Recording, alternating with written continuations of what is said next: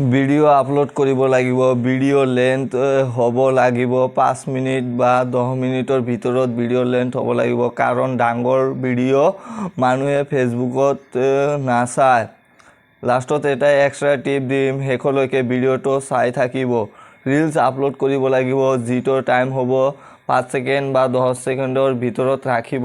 কি 10 সেকেন্ড বা 5 সেকেন্ডৰ ভিতৰত ৰাখিলে আপোনাৰ ৰিলছটো ভাইৰাল হোৱাৰ সম্ভাৱনা থাকে।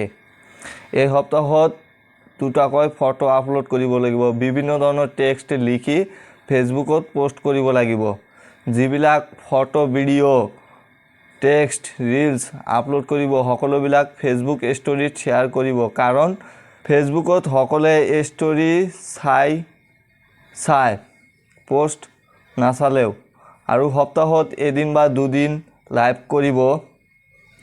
লাইভ কৰিলে আপোনাৰ ফেসবুক পেজ যদি কিবা ইস্যু থাকে, ইস্যুবিলাক নাইকিয়া হৈ যাব।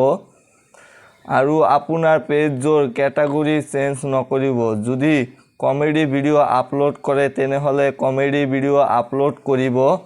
যদি ব্লগ ভিডিও আপলোড কৰে তেনেহলে ব্লগ ভিডিও আপলোড কৰিব। যদি পেজৰ কেটাগৰী চেঞ্জ কৰে কেতিয়াও সফল হ'ব নোৱাৰে। আৰু কি কৰিব, ৰেগুলাৰিটি মেইনটেইন কৰিব।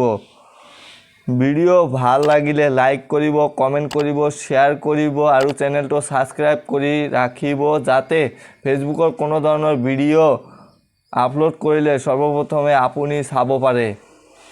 জয় হিন্দ।